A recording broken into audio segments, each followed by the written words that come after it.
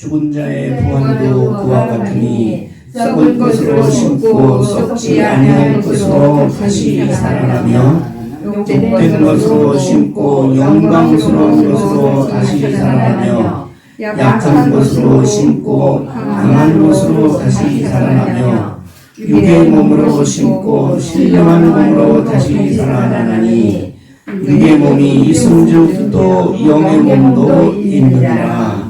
아멘. 고린도전서 15장은 우리가 소위 부활장이라고 합니다. 바울이 예수님의 부활과 같이 우리도 부활한다는 것을 15장에서 논증하고 있어요. 그럼 바울이 왜 이렇게 부활을 강조하는 것이요? 우리 신앙에서 부활이 핵심인데 바울은 왜 그것을 고린도전서에서 이렇게 강조하는 것일까?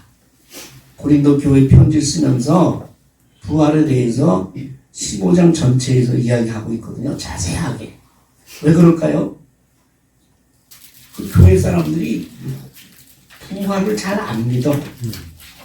그렇기 때문에 부활에 대해서 강조하는 것이고, 두 번째는 부활을 믿는 사람으로서 어떻게 살아야 할지를 모르는 거야.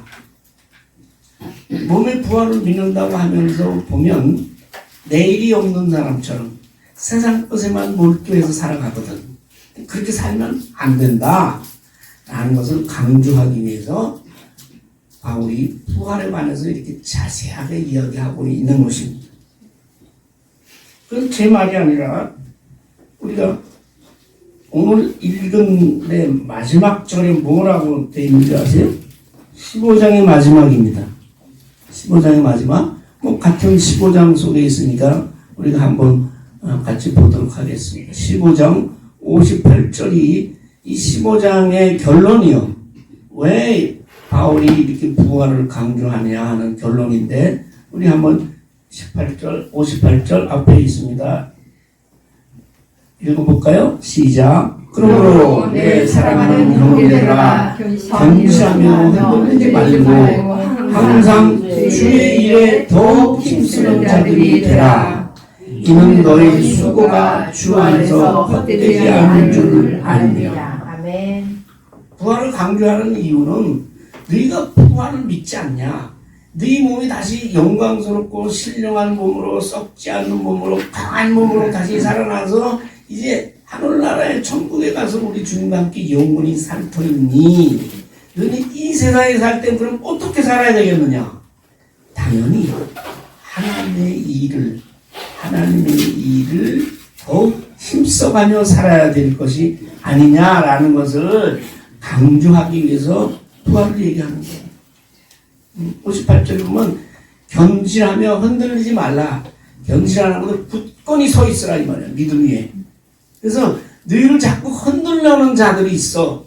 그것이 바로 세상에 그리스도를 대적하는 그런 적 그리스도요 사탄이요 마귀들이 너를 계속해서 흔들거든.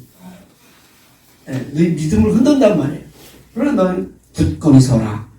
부활신앙 위에 굳건히 서라. 그렇게 바울이 이야기하고 있어요. 그러면서 항상 주의 일에 더욱 힘써라. 그것을 강조하는 거예요. 우리가 영광의 몸으로 신령한 몸으로 천국에 가서 들어가서 산다. 거기서 끝나는 게 아니라, 그러니 이 세상 살 때는 주의 일을 더 힘써서 힘쓰는 자들이 되고, 그 주의 일을 할 때 아무런 효과가 없는 것 같아. 눈에 보이는 것이 아무것도 없어. 평생을 목회를 하고 평생을 복음을 전해도 눈에 보이는 게 아무것도 없네. 한 사람도 열매를 맺지 못했어. 그렇다 할지라도 그것이 결코 헛된 것이 아니다. 그것이 바로 주님의 나라를 예비하는 영광의 삶이다 라는 것을 강조하기 위해서 부활을 얘기하고 있습니다. 네. 자, 그래서 35절에 보면 35절에 보면 사람들이 이렇게 물어요. 근데 이런 물음은 그때만 있는 게 아니라 요새도 그래. 또 더욱이 예수를 믿는 사람 가운데서도 그런 사람이 어디 있어요? 아니요. 전 세계에 예수 믿는 사람들 중에도 한 번 죽었던 사람이 죽으면 어떻게 썩기 시작해. 신체가. 썩기 시작해가지고 이제 이장을 하기 위해서 무덤을 파보면 오래된 시체는 뼈만 좀 남아있고 다 썩어지는 거예요.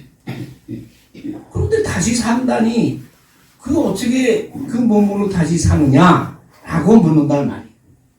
그 다시 살아나면 그러면 어떠한 몸으로 살아나가는데 다시 산다는 얘기는 다시 살아서 계속적으로 영원히 산다는 얘기잖아요. 어떤 몸을 가지고 사는데 라는 것이 그때나 지금이나 부활에 관한 우리들의 의문이요. 의문.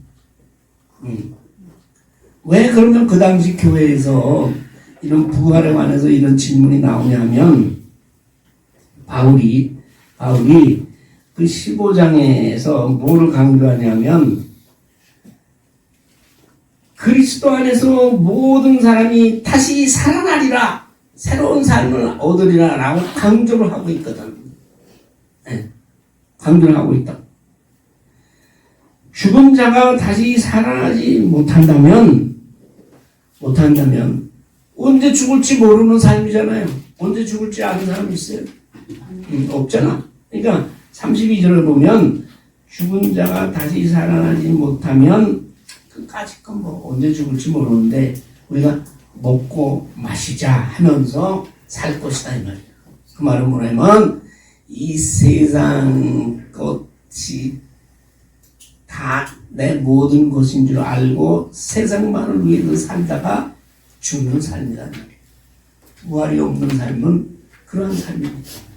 그래서 이 세상의 사람들이 마치 이 세상 것이 전부인 양 세상 것을 위해서 살다가 세상 끝날에 죽어서 썩어지는 삶을 살고 있잖아요. 그것이 예수 믿지 않는 모든 사람들의 삶입니다. 이렇게 바울이 강조를 하니까 부활을 믿지 못하는 사람이 이제 반문하는, 그래? 어떻게 살아나는데? 어떻게 살아나? 그렇게 이제 반문을 하는 거죠. 그래서 여기서 바울이 부활에 관해서 아주 쉽게 우리들에게 설명을 해줍니다. 아주 쉽게. 자, 여러분들 꽃 좋아하세요? 꽃? 네. 무슨 꽃 좋아하세요? 저는 접시꽃을 좋아해요. 그리고 제가 거의 매일 나가다시피 하는 호숫가에 가면 철쭉이 펴 있어요. 그렇게 나무 말고 1년에 피었다가 다시 죽었다가 하는 1년살이 꽃들 있잖아요. 대표적으로 코스모스. 그렇죠? 그런 꽃은 그 해에 씨를 뿌려서 그 해에 잎이 나고 꽃이 피었다가 죽습니다. 완전히 죽어요. 그럼 뭘 남기죠? 우리 씨를 남겨요. 씨. 죽었다고 끝이 아니요. 씨를 남겨. 그럼 그 씨를 받았다가 그 다음에 다시 뿌려. 사람이 뿌리지 않아도 그 씨가 그 주위에 흩어졌다가 겨울을 나고 다시 땅 속에서 올라옵니다. 그런데 우리가 씨를 심어보면 어떤 씨는 뿌려도 싹이 안 나. 어떤 씨는 뿌리면 싹이 나요. 왜 그래요? 생명이 왜 그래요? 씨 안에 생명이 있으면 다시 살아나는 거예요. 그걸 순수하게 한국말은 뭐라는 줄 아세요? 우음이라고 그래요. 우음이 돋는다 그러잖아요. 그래서 같은 씨라도 그 안에 생명, 우음이 없으면 이것은 뭐예요? 이것은 죽은 씨예요.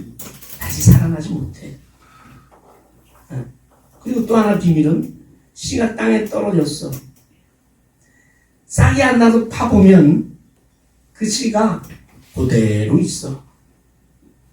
생명이 없는 씨는 썩지 않습니다. 근데 싹이 나는 그 씨가 썩어요. 왜냐면 생명이 있고 그 뒤를 둘러싼 것들이 있거든. 그래서 그 생명을 둘러싼 그 씨의 것들이 썩어지면서 그것에 생명이 씨가 다시 살아나는 것이에요. 그게 뭐냐면 썩어야 사는 거예요. 자, 누구나 다 죽습니다. 어떤 사람은 신령한 몸으로, 영광의 몸으로, 강한 몸으로, 썩지 않은 몸으로 다시 살아나고, 언제? 우리 예수님 오실 때. 그래서 그 영광의 몸으로 하늘 아래서 영생을 누리는가 하면, 어떤 사람은 죽어서 썩어서 영원한 지옥에, 영벌의 나라에 들어가는 삶이 있습니다. 그런 사람이 있어요. 뭐가 어떻게 틀려요? 왜 그런 거예요? 어떤 사람은 같이 죽었어? 다 같이 무덤에 들어가? 다 같이 썩어지는데 어떤 사람은 그걸 끝나? 예수님 다시 오실 때 영원한 무적행이라는 게 원래 사탄과 마귀가 가는 곳이거든. 거기 떨어진다. 생명으로 살아나지 못하고 그냥 육신은 썩어지고 영혼은 무적행이 지옥에 캄캄한 곳에 영생, 거기서 영생을 누리는 거예요. 왜 차이가 나요? 그 사람 안에 생명이 있느냐에 따라서 영생의 씨가 있느냐.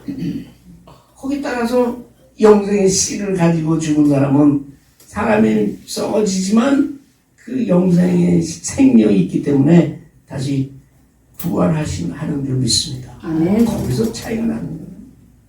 그래서 그거를 지금 바울이 얘기하고 있습니다. 어떻게 살아나냐 그랬더니 너희 지금 씨를 뿌리잖아. 그 씨가 그대로 있으면 영 죽은 거야. 그러나 그 씨가 썩으면 뿌리는 씨가 죽지 않으면 살아나지 못하겠고 뿌리는 것은 장래의 형체를 뿌리는 것이 아니오 다만 밀이나 다른 것에 알맹이 뿌리로되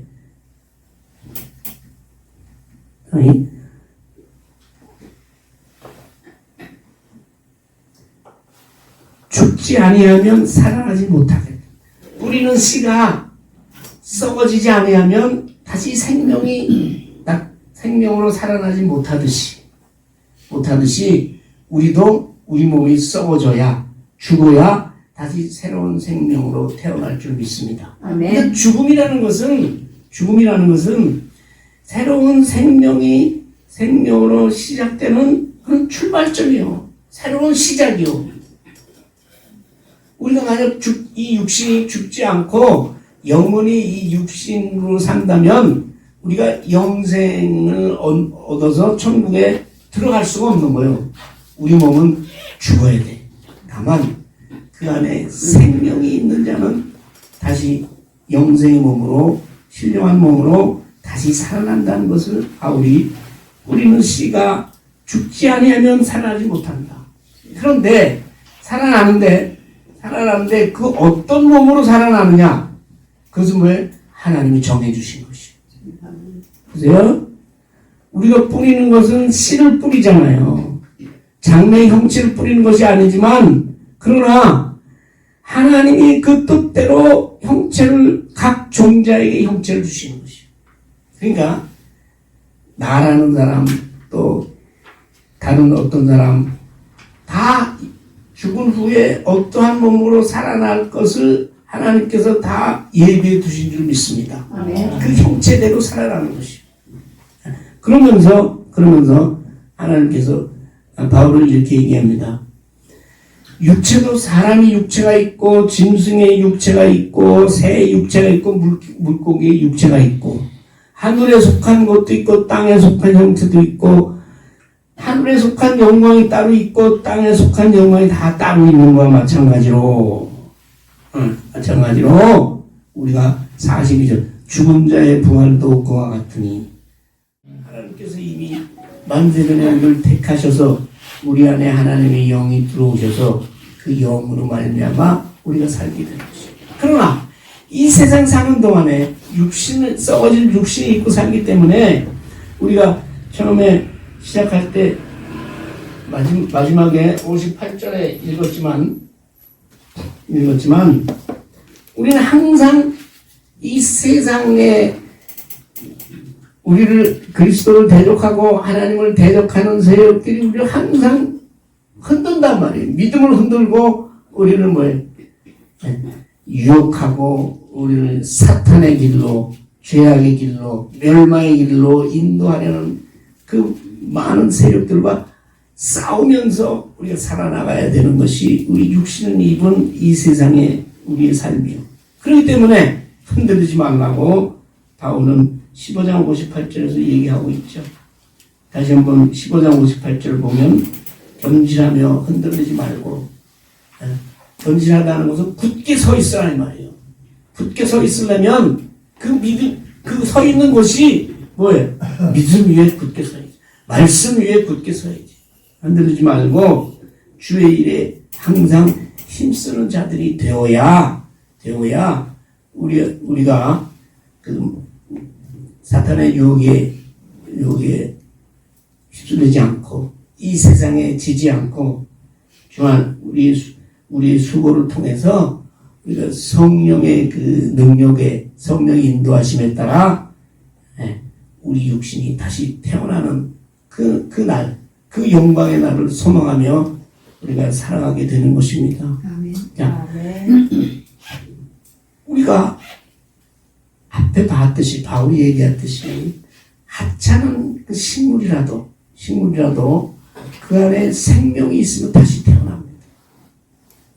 그 형체는 하나님께서 정해준 형체대로 우리 안에 있는 하나님께서 주시는 생명이 우리 안에 있으면 우리는 그 하나님이 주시는 그 능력, 생명의 우리 안에서 역사함으로 말미암아 우리가 다시 썩지 않은 몸으로, 영광의 몸으로, 강한 몸으로, 신령한 몸으로 태어날 줄 믿습니다. 아멘. 그래서 이 세상 사는 동안 그런 확실한 믿음을 가지고 주의 일에 더욱 힘써가며 하나님의 영광의 나라를 소망하며 살아가는 우리 되기를 소원합니다. 아멘.